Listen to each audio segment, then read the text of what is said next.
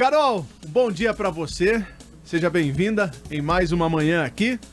Você já viu um bolo de cenoura durar apenas 4 minutos? Uau, muito bom esse bolo de cenoura, hein? Eu também quero. Vocês não guardaram pra mim, né? É perfeito, cara. Eu quero. Eu adoro bolo de cenoura, que tem aquela camadinha de chocolate por cima, mas esse aí, parecia aquele formigueiro, sabe? O chocolate entrava no meio assim, tipo... E fofinho ainda, né? Que isso. Fofinho ainda, né? Gostou demais. Nossa, agora fiquei... Muito bom. Vou ficar à vontade aqui. A lombriga ficou pulando. Nossa, ficou atiçadinha aqui. Bom, doutora Carolina Marrone, após 2 semanas de show ao vivo em sua residência, Marquinhos, ela está chegando aqui para trazer mais um assunto, né, doutora? Sim. Deu pra ser tranquila essas 2 semanas aí de festa? De festa? Que festa? O barulho não chegou assim? Da festa de peão. Gente, não. Eu reconheci evidências, porque eu amo evidências. Eu deitada na minha cama, falei pro meu marido, amor, tá tocando evidências. Mas assim, muito sutil, assim. Eu juro, eu fiquei feliz, porque eu achei que da minha casa... Eu acho que o vento tava soprando pro extremo, pro outro lado. Gente, é sério, dá pra ver. Da minha casa a gente enxerga. Eu falei, gente, eu não vou dormir. Não, até que vai tranquilo. Carol, o que você trouxe para o conhecimento dos nossos ouvintes para hoje? Tá, deixa eu explicar por que eu escolhi isso, né? Então, assim, bom, não falei, deixa eu falar bom dia, Tony, bom dia, Marquinhos, bom dia, ouvintes, né? Bom dia. É bom a gente começar assim. Eu vou trazer hoje para vocês um assunto que está relacionado com a demência, que na verdade é transtorno neurodegenerativo, que a gente chama agora, tá? E eu vou explicar por quê. Porque dia 15 de junho é um dia em que a gente... foi um dia eleito para a gente fazer uma campanha, né, de conscientização do combate à violência contra o idoso, né? Então, como eu pensei nessa questão assim, de que tipos de violência existem? Uma das violências que a gente tem é justamente a falta de cuidado, né? Então, quando que é a negligência, o abandono. Então, quando eu não cuido de uma pessoa que precisa de cuidado, também é um tipo de violência, né? E que tipo de idoso que geralmente precisa de cuidado, né? Geralmente são aquelas pessoas que de alguma forma perderam a capacidade funcional delas. As doenças neurodegenerativas, elas causam esse prejuízo, né? Então, pessoas que normalmente faziam... por exemplo, iam ao banco, cuidavam do próprio dinheiro, que conseguiam dar conta da própria vida, passam a ter restrições e essas restrições começam a dificultar o dia a dia. E isso é muito ruim, porque essa pessoa começa a se tornar dependente do outro, né? Então, assim, acho que antes de qualquer coisa, a gente precisa diferenciar. A gente tem o que a gente chama de declínio cognitivo subjetivo, a gente tem comprometimento cognitivo leve e tem demência. Nem todo declínio cognitivo vai caminhar para uma demência. Nem todo prejuízo cognitivo leve vai caminhar para uma demência. Mas toda demência começou algum dia com um comprometimento cognitivo leve, tá? E isso é muito importante a gente pensar e ter isso em mente. Então, assim, mas qual que é a diferença de um declínio cognitivo subjetivo para um comprometimento cognitivo leve? O declínio cognitivo subjetivo é aquele que depende só da autopercepção. Então, eu começo a me observar e perceber que eu não estou funcionando tão bem quanto eu funcionava antes. Então, eu falo assim, gente, mas parece que eu estou me atrapalhando mais. Parece que eu estou esquecendo mais das coisas. Parece que as palavras me fogem.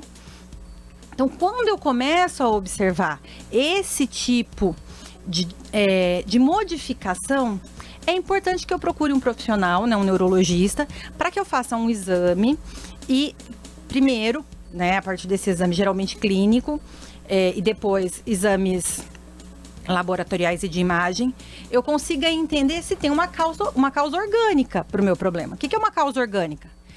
Vitamina de mais, vitamina de menos, alterações de sono,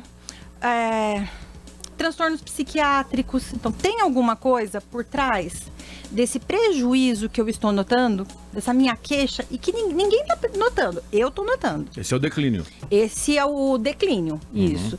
Por enquanto, só eu estou percebendo. Para as outras pessoas, tá tudo bem. É como se eu falasse assim, tá mais difícil. Tá mais difícil fazer as coisas.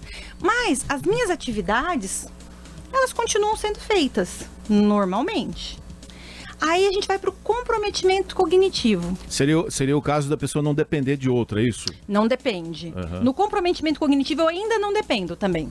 Só que a gente já começa a observar algumas alterações quando a gente vai fazer a avaliação.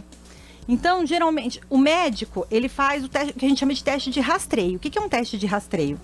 É um instrumento bem pequenininho que ele vai fazer a avaliação, por exemplo, de linguagem, memória. Ele é mais superficial, ele é raso. É só para detectar realmente se tem algum prejuízo. Então, ele não consegue dizer para a gente, quantificar de maneira precisa qual o tamanho desse prejuízo. Ele identifica assim, há um prejuízo. Esse prejuízo é leve, é moderado ou é grave. Então, a gente consegue fazer isso. A partir do teste de rastreio, tem umas escalas funcionais também que a gente aplica. E aí, essas escalas funcionais, elas servem para quê? Para identificar se está tendo prejuízo no dia a dia. Quando eu começo a ter prejuízo no dia a dia, deixa de ser comprometimento cognitivo. Passa a ser um transtorno neurodegenerativo. Então, percebe que vai num crescente? Né? Então, assim, eu tenho um envelhecimento que tem um declínio que é normal, mas às vezes eu percebo que está maior do que eu gostaria, ou do que eu espero, do que é esperado para a idade. Na verdade, é mais isso, né? Do que é esperado para a idade. Então, eu procuro o médico para determinar o que é isso. Eu vou fazer exame para investigar se eu tenho marcador para doença de Alzheimer. Desculpa, gente. Eu vou identificar se isso daqui pode estar afetando a parte, né, frontotemporal do meu cérebro, né, do meu encéfalo, na verdade. Ou se pode ser alguma outra coisa. Porque, assim, além da gente ter esse caminho, né? Então, eu começo com um declínio que só eu percebo. Aí, depois eu passo por um prejuízo, né? Por um declínio cognitivo leve aí. Um comprometimento cognitivo leve, que as outras pessoas já começam a observar. As outras pessoas já começam a perceber. Vai fazer comida e vai conversar? Já começou, já queima, né? Então a pessoa já fica mais lentificada para fazer algumas coisas, né? Então eu começo a observar isso, é importante que eu procure um médico. E é importante que eu vá com alguém, tá? Carol, já que você falou sobre esses princípios, né, de começar a observar, qual o impacto psicológico da demência para a pessoa e para a sua família? Olha, quando chega na demência, então assim, né, quando a gente está falando do comprometimento cognitivo leve, a gente percebe que a pessoa tem uma angústia muito grande. E a família ainda não tem tanta consciência do tamanho do problema. Né? Por quê? Porque a pessoa que está vivenciando aquela perda gradativa, ela começa a se incomodar com aquilo.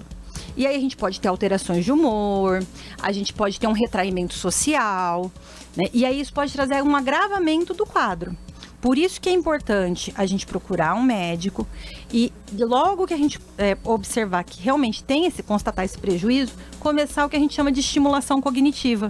Porque a estimulação, ela vem justamente para ajudar a gente a criar estratégias compensatórias, para trabalhar neuroplasticidade e para frear um pouquinho. Não, a gente não freia, a gente reduz, né, o ritmo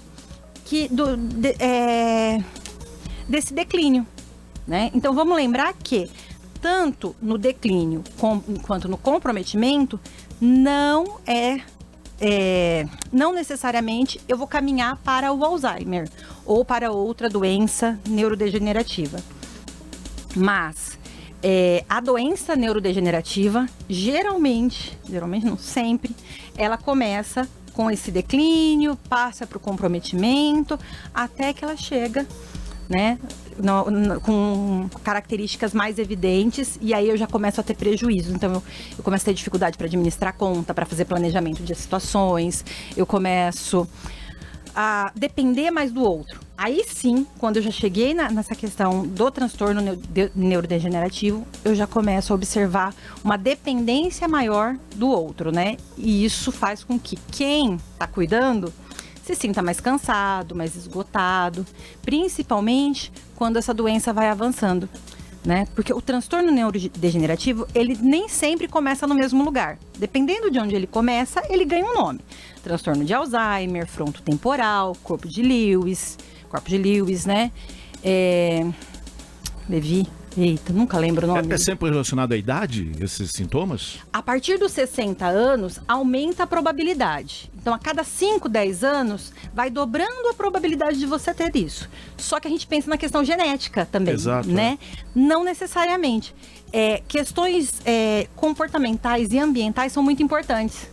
Então, assim, é mais importante até do que a genética. E existem medidas preventivas que podem ser adotadas? Sim, a gente pode. Atividade física é muito importante. Essa questão do relacionamento social, manter-se ativo, fazer atividades desafiadoras, viajar, né? Engajar-se em atividades voluntárias, estar sempre envolvido em algo que exija de você alguma coisa, isso diminui a possibilidade. Não impede, tá? Mas já é um fator que a gente entende como um redutor da probabilidade de você ter a doença, né? Desenvolver, ou mesmo reduzir o progresso dela. Isso é muito importante. Já que você falou sobre os cuidados, as pessoas que cuidam, né? Quais são os maiores desafios enfrentados pelos cuidadores de pacientes nessa situação e como eles podem lidar com esses desafios? Tá. Quando a gente pensa em pessoas que estão cuidando... Primeira situação, eu acho que é assim. Eu estou cuidando de quem cuidou, né? Seja o marido, a esposa, ou o pai, a mãe. Então, assim, a gente começa a perder essa pessoa. Essa pessoa começa... Por exemplo, se eu estiver falando de um transtorno neurodegenerativo frontotemporal, eu tô falando de mudanças de humor, eu tô falando de mudanças de personalidade, de mudanças de comportamento. Então eu começo a olhar para aquela pessoa, ela perde o freio, perde o filtro, sabe? E aí começa a ficar difícil, porque exige muito de mim. E acaba, eu acredito que acaba criando situações em que não é real, né? E isso dificulta bastante para a pessoa que está ali cuidando, né? Tentar identificar o que é, o que não é. Exatamente. Então, por exemplo, tem pessoas que pedem para voltar para casa. E aí, elas estão na casa dela, mas a referência, de repente, é a casa da infância. E aí elas estão pedindo para voltar para casa. Às vezes ficam agressivas. Com o passar do tempo, elas vão perdendo a habilidade até de se alimentar, né? Passam a usar fralda. Mas isso aí já é quando a doença já está no estágio mais avançado. Né? Porque esses transtornos, eles tendem a começar em regiões muito específicas, tá? Exceto as doenças neurodegenerativas vasculares, que aí elas começam em lugares diferentes. A gente não tem como saber, cada um vai afetar de uma forma, tá? Todo mundo pensa que é só uma questão de memória, né? Então, assim, afeta a memória. Gente, pode afetar a linguagem, pode afetar a atenção, pode afetar o que a gente chama de funções executivas, né? E aí pode começar com um prejuízo ou a gente pode observar vários prejuízos ao mesmo tempo, né? O que a gente sabe é que geralmente geralmente não, né? Sempre vai progredir e com o passar do tempo a gente vai ter um prejuízo geral, tá? De todas as habilidades cognitivas. Carol, já que estamos falando em paciente e também as pessoas próximas, cuidadores, familiares, qual a importância de um apoio psicológico, tanto para o paciente quanto para as pessoas próximas? É fundamental, né? É fundamental, porque a gente falou da estimulação cognitiva, que ela ajuda muito, mas a psicoeducação é importante. E eu falo que até um grupo, né? Seria muito legal se aqui a gente conseguisse montar grupos para que as pessoas se reunissem e conversassem sobre isso, porque as dificuldades, elas são semelhantes. E vem muita angústia, vem culpa, né? Porque tem hora que você fica irritado, tem hora que você fica cansado, e é natural isso. Então eu preciso desse espaço de acolhimento, desse espaço de reorganização, de vivência de um luto em vida, né? Porque aquela pessoa que eu conhecia está se apagando.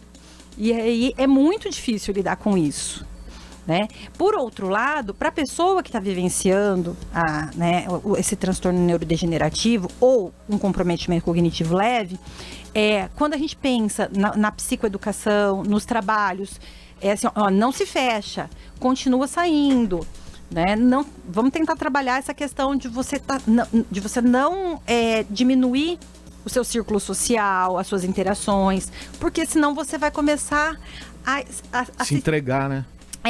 Você deixa de estimular o que precisa ser estimulado, né? Começa a vir muitas recordações do passado e você está ali...